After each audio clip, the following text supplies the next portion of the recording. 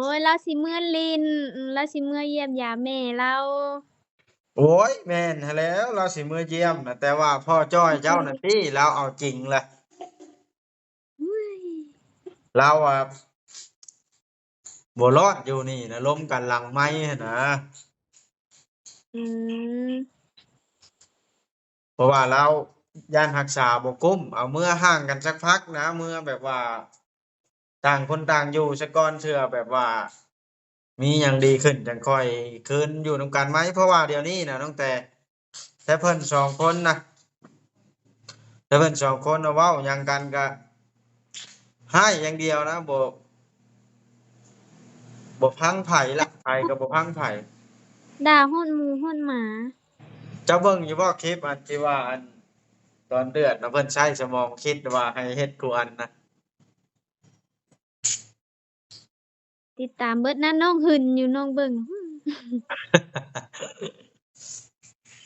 แบบนั้นแหละจังว่าแล้วสิเอา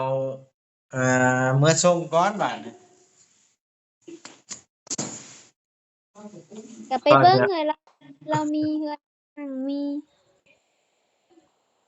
เฮือนเรานี่หั่งบ่พอมีพอบ่มือกินอยู่บ่บ่เคยเมื่อบ่เคยเห็นอย่าลืมกดติดตามเพื่อเป็นกำลังใจให้ผมด้วยนะครับทุกคนขอบคุณมากๆครับ โอ้ยทักทายสบายดีพี่น้อง FC เบิดสุขุสุคนเด้อเนาะตอนนี้ก็เปิดภาพขึ้นก็อยู่เฮือนพี่น้องไงเนาะก็คือว่านี่ล่ะบอกว่ามีเรื่องสิอันนั้นมานี่เนาะสิปรึกษากับน้องแต่ก็คือลูกสาวของพ่อจ้อยนั่นล่ะเพราะว่าน้องแต่นี่คือสิเป็นผู้ใหญ่ในครอบครัวของพ่อจ้อยนะผู้ใหญ่ที่สุดในลูกของพ่อจ้อยว่าง่ายๆซะตุ๊กนี่ติ๊กมิกยังน้อยอยู่ต้องถามผู้ตัดสินเพราะว่าเรือนหลังนั้นน่ะเป็นเรือนของน้องแต่เรือนอยู่บ้านโน้นฉันนี่พี่น้องถ้าเกิดว่าในเมื่อพ่อจ้อยสิเมื่อส่งเมียเราสิมาอยู่นี่บ่หรือว่าจังใดหั้นนะพี่น้องเนาะอันนี้ก็ ต้องอันนั้นเพราะว่าพ่อจ้อยนะว่าสิเมื่อส่งเอ้ยหมดนะมื้ออื่นน่ะมีแต่ว่าเฮาสิเอารถไปแล้วสิไปถามคันเราเปลี่ยนใจก็บ่ฮู้เด้นี่ก็ได้พี่น้องเอ้ยเพราะว่าเราได้เว้ากันเฮาถ่ายคลิปวังแรงนี่แล้วเฮาก็มาเนาะสิเมื่อหรือบ่เมื่อก็ถ้าเบิ่งมื้ออื่นเช้าเราสิเปลี่ยนใจหรือบ่เปลี่ยนเนาะพี่น้องเอ้า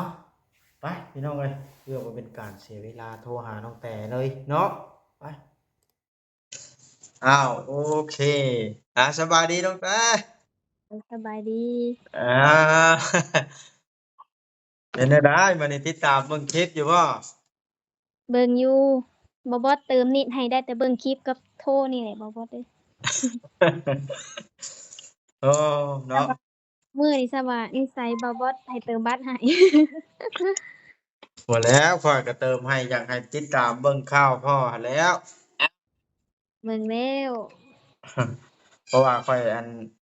ถ่ายทางแม่เจ้ากับพ่อเจ้าลงเด้เจ้าบัดบ่มีเน็ตก็บ่ได้ติดตามแล้วเว้าคำบ่เติมให้แม่น เป็นจั่งใดอยู่เรือนอยู่ชานขออนุญาตถามเรื่องส่วนตัวจักหน่อยแหน่ บ่ได้เฮ็ดเวียกเฮ็ดการหยังเพิ่นบ่ให้บ่ผัวน่ะ ก็บ่ เพิ่นก็เข้าใจบ่อยู่ว่าเจ็บขาเนาะแม่นอืมแล้วตั้งแต่ได้หยังสิอยู่กับไผกินแลงแกงเขียดแกงเขียดมื้อโอ้นี้น้องว่าสิไปเลี้ยงเขียดได้บ่บ่สิไปเยื้องเขียดโอ้ยเว้าไปทั่วไปเยื้องเอาอันใดเรื่องจริงย่างบ่ได้หั่นเว้าเรื่องจริงเด้นี่สิไปแบบใดเหล่าให้ผัวอองไปนำบ่ บ่ย่างนี่แหละ มันอาการกำเริบกระดูกมันอักเสบขึ้นมาแฮ่งเต๊กแล้วทางที่ดีน่ะบ่ไปดีกว่าให้ผัวนั่นไปซะก่อนดีคักจังไปอืมเว้าบ่ได้เด้เนาะจักหน่อยยังสิได้ไปจักหน่อยบัดมันเป็นขึ้นมาแฮ่งกระเต๊กแล้วบ่ดีเลยเด้อบาดนี้คันมันอักเสบ มีหยังก็สิเว้าให้ฟังน่ะเว้าให้ฟังแหน่มีหั้นแหล้วมีแนวสิเว้าให้ฟังได้มื้อนี้จังโทรหานี่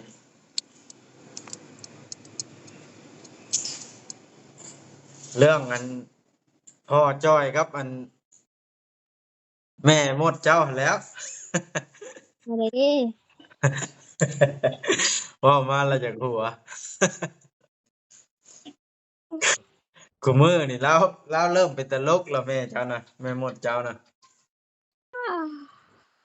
เป็นจั่งใดเดี๋ยวเราเว้าไทยเว้าเป็นตาจักหัวนะแสดงว่าเจ้าบ่ได้เบิ่งคุคลิปฟังเว้านี่เนาะเบิ่งแต่แบบอยากถามหั้นนะมาเอิ้นนี่ สวัสดีค่ะเราอะอร่อยมากเราอะได้ มาเอิ้นนี่ข้อยสิไปส่งอยู่บ้านแม่เลาพุ่นน่ะมาเอิ้นนี่โอ้ยเราสิเมื่อลิ้นเราสิเมื่อเยี่ยมยามแม่เราโอ้ยแม่นหั้นแหล้วเราสิมื้อเยี่ยมน่ะแต่ว่าพ่อจ้อยเจ้าน่ะติเลาเอาจริงแหละอุ๊ยเราอะบ่รอดอยู่นี่นะล้มกันหลังไมค์หั้นนะอืมเพราะว่าเราย้านรักษาบ่กุมเอาเมื่อห่างกันสักพักนะเมื่อแบบว่าต่างคนต่างอยู่ซะก่อนเทื่อแบบว่ามีหยังดีขึ้นจังค่อยคืนอยู่นำกันไหมเพราะว่าเดี๋ยวนี้น่ะตั้งแต่เพิ่นสองคนน่ะแต่เพิ่นสองคนน่ะเว้าหยังกันก็ให้อย่างเดียวนะบ่พังไผล่ะไผก็บ่พังไผ ด่าฮอดหมูฮอดหมาเจ้าเบิ่งอยู่บ่คลิปอันที่ว่าอันตอนเดือดนะเพิ่นใช้สมองคิดว่าให้เฮ็ดกูอันนะ ติดตามเบิดนั้นน้องหึ่นอยู่น้องเบิ่ง แบบนั้นแหละจังว่าแล้วสิเอาเมื่อส่งก่อนบาดนี้ก็ไปเบิ่งเลยเรามีเฮือนหั่งมี เฮือนเรานี่หั่งบ่พอมีพอบ่มือกินอยู่บ่บ่เคยเมื่อบ่เคยเห็นได้ยินแต่เพิ่นเว้าเนาะแม่นคันแม่นว่าเฮือนแม่อุ่นแหละเคยเห็นโอ้แม่อุ่นแม่อุ่นตอนอยู่โดบ้านนั่นที่ว่าบ้านเราบ้านเราที่เพิ่นแย่งกันกับเอื้อยมดนี่บ่ แม่น เสน่ห์เอื้อยมดแรงกว่าเนาะ เคยเห็นอืเฮือนเราม น่ะตนเคยไปอยู่พ่อเจ้าน่ะแล้วเว้าจักเว้าลิ้นเว้าหลีตั้งแต่เราว่าเป็นแบบนี้นี่สิบ่เอาแล้วเราว่าทีแรกนะให้อภัยอ่าอาทิตย์หนึ่งแต่ว่าบ่ฮอดอาทิตย์ซ้ำว่านี่เราเหลืออดก่อน เห็นบ่น้องเคยบอกอยู่เดะคันแม่นว่าเราบ่อดแหละระวัง เดี๋ยวนี้น่ะเว้าหยังเราก็บ่อยากอ้อแอนำนะพ่อจอยเราอืมงุนมัดแรงแล้วนะสงสัยกลางคืนน่ะพิดกันอีกบ่จักโอ้ยสารพัดเราคันแม่นว่าเป็นคนแบบนี้ไงหมดนี่เราอาจสิมีอันแนวมาต้องเราข้อยว่าของเหล้าเฮือนของจักฮะของเฮือนของรักษาเฮือนของรักษาซ่านเราเองบ่จักเหล้านี่แหล้วกินเหล้าแล้วเสีเว้าจังซั้นยสติเพราะว่าถามคนในอันเซโนนะบอนเพิ่นเคยอยู่นะเราเคยเป็นเขาเว้านะอืมนั่นล่ะแล้วเรากลับมากินเหล้าอีกแล้วเป็นบัดนี้เพราะว่าแต่เก่าเราไปอยู่สวนอ้อยตัดอ้อยไปเผาถ่านกับพ่อจ้อยน่ะเราบ่ได้กินบัดนี้เรามาอยู่นี่เรากินบัดนี้เรามีเงินเด้ FC ให้ไปลงทุนเนาะ เด้น้องได้เว้าให้เบาเวียงฟังเบาเวียงว่าเจ้าได้เบิ่งอยู่บ่คลิปเบาบอสว่าเพิ่นว่ามีแนวสิเล่าให้เบาบอสฟังน่ะอิหยังเราอะเอ้าตัวที่เราเว้าว่าเงินนำเจ้าก็มีแต่เจ้าบ่ให้อันนี้ว่าเราก็หัวเลยเว้าเวียงกะมื้อนี้ก็บ่จักแนวเว้ามื้อนี้เราก็เว้าอีกแล้วได้แม่มดน่ะอืมว่าเงินน่ะเว้าว่ายังมีนะข้อยละบอกเลาว่าอ้าวมีได้ไสว่าเพิ่นบ่ได้ฝากมาว่ะ มื้อนี้ได้โทรไปหาพ่อบ่ได้เว้านำเลาซับมื้อนี้โทรไปเล่นนำพ่ออยู่บ่บ่ได้เว้านำเลาซ้ำนะโยโทรศัพท์บัดแม่มดถือเฮ้ยสิได้เว้าก็ตอบ่นคือไปโอ้ยก็บ่ได้เว้าล่ะแบบน่ะมีแต่ว่ามื้ออื่นนี่แหละแต่ก่อนสิเอารถไปอันส่งลาวอืมคันลาวสิไปคันลาวสิบ่เปลี่ยนใจอีกเด้ล่ะเทื่อไปมื้ออื่นแล้วถึกกันเนาะอีกแล้วโอ๊ยอ้าวสบายดีน้องมิกบ่ได้เห็นแต่เฮิงเลยเข้ากล้องให้ FC เบิ่งดีกว่า บ่ อ้าวไปทางไหนล่ะไปแล้วไปแล้ว โอ้ยว่าสิให้เพิ่นเข้ากล้อง FC เพิ่นอยากเบิ่งอยู่ก็ได้ อายบ่ได้เข้าแต่เฮิงเลยก็อายจำเป็นเด้เพิ่นว่าจึงเข้ากล้องนะเพิ่นว่าเอคำบ่จำเป็นเราบ่อยากเข้าเพราะว่ารูปแบบทางนี้แบบบ่มีพวกช่องยูทูบเดะเออกับเพิ่นอายนี่เมื่อก่อนเพิ่นว่าเมื่อก่อนจังสิถ่ายพู้นนะอืมคันเอ้าสิมาอยู่พี่อยู่บ่น้องแต่มากเมื่อกะสมมุติเนาะเมื่ออยู่พุ่น2เดือนลงมาพี่เดือนหนึ่งแนวนี้หั้นนะอ๋อมาพี่ไผเหล่าสิหากินบาดนี่น้องแต่ให้ผัวเจ้าบ่เลิงถิ่นแล้วสิบ่ให้บ่บ่ฮู้เมื่อเบิ่งหาเลาให้ได้ให้ก็บ่บ่แล้วยั่วเอา บ่แล้วข้อยก็มายั่วอันลูกข้อยอยู่เฮือนพี่แหล้วเว้า เอาจักกันเอาเป็นลูกผู้หนึงเฮ้ยบ่แล้วกับกับคน้องนใหแต่ญ่เนาะพังสิเว้านี่อืม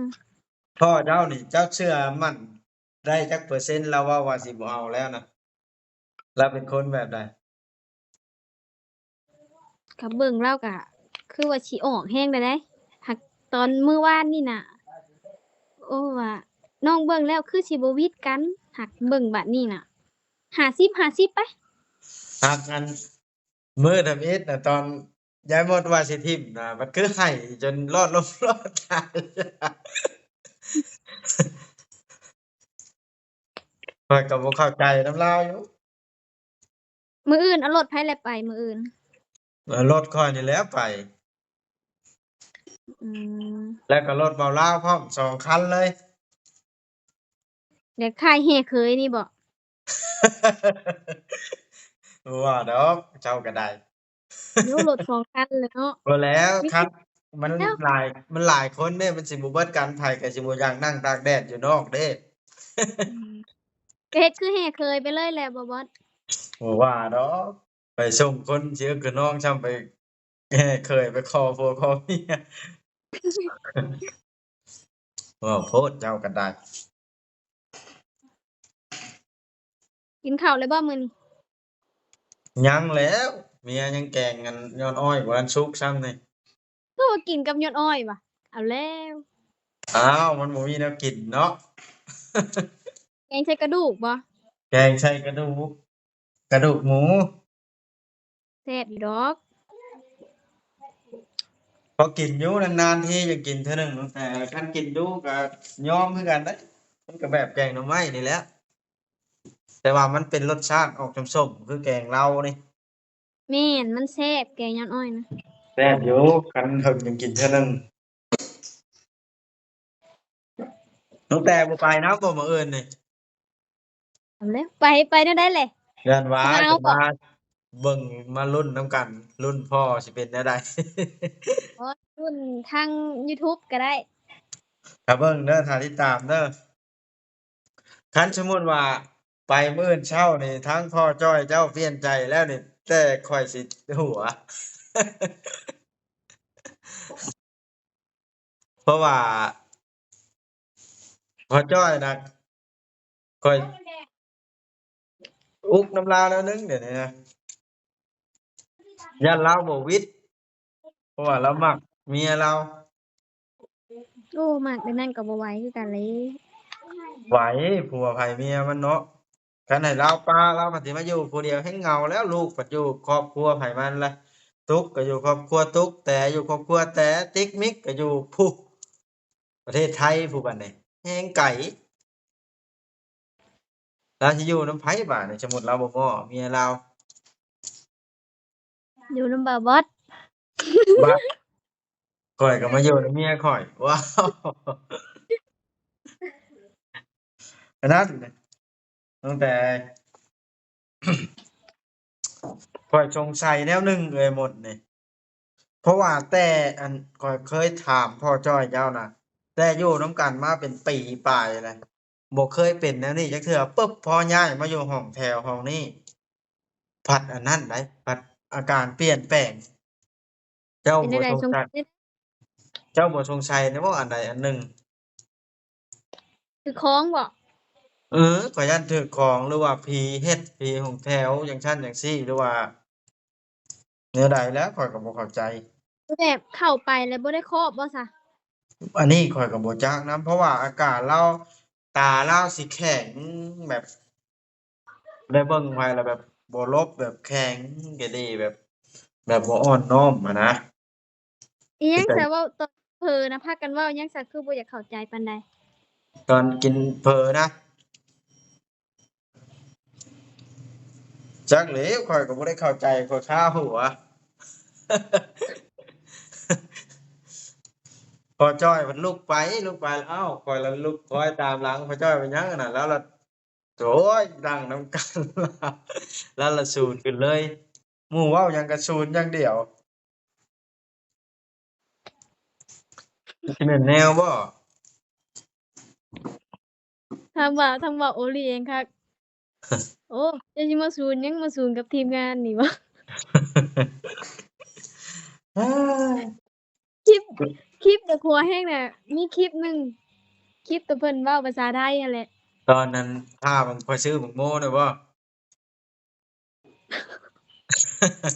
คลิปข้อยซื้อบักโม่น่ะบ่ ข้อยก็ฮู้โอ้มื้อนั้นมันบ่จักโอ้ยว่าเริ่มพอผูกแล้วว่าขึ้นในใจครับบ่จักได้เว้าแล้วยันเราให้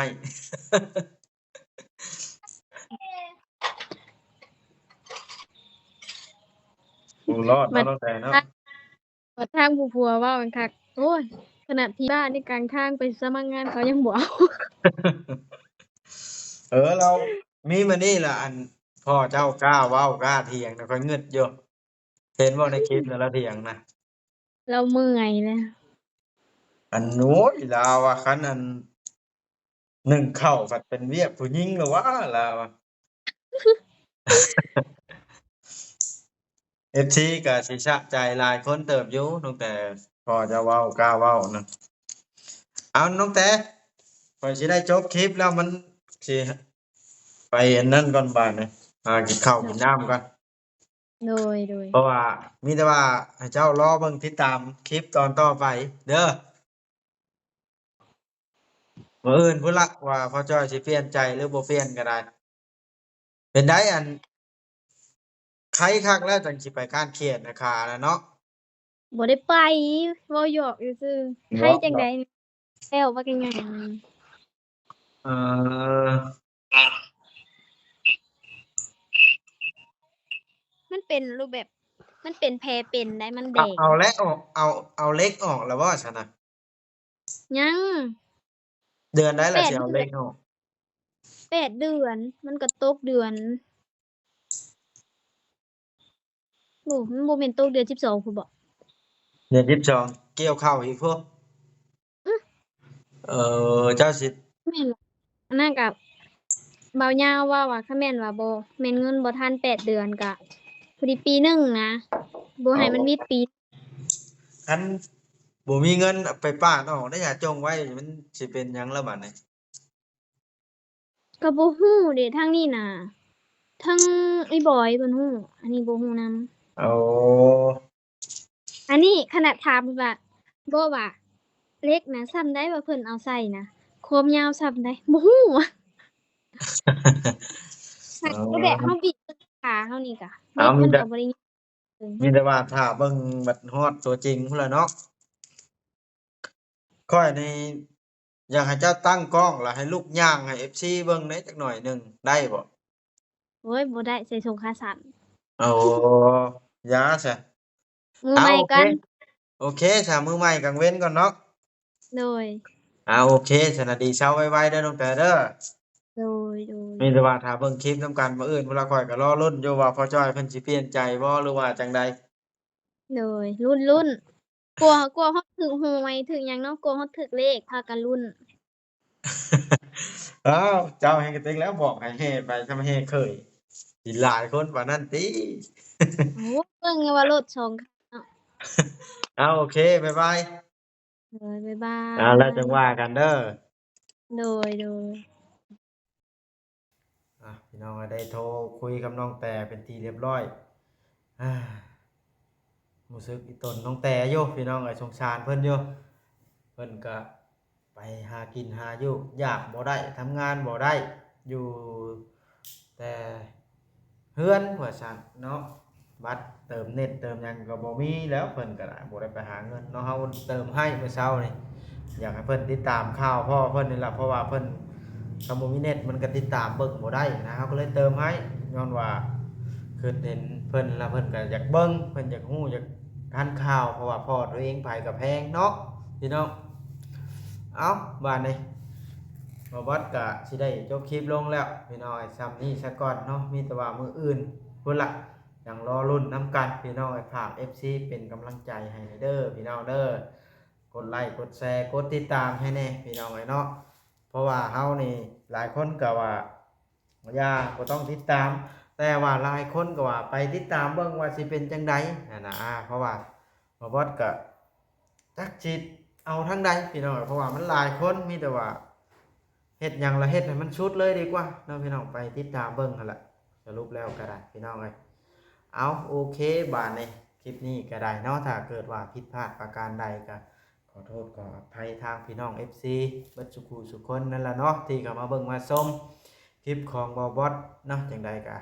ขอให้ FC ทุกท่านสุขกายสบายใจอยู่ดีมีแฮงเด้อเบิดสุขุสุคนเอาสำบายดีคลิปหน้าจังพ้อกันเนาะ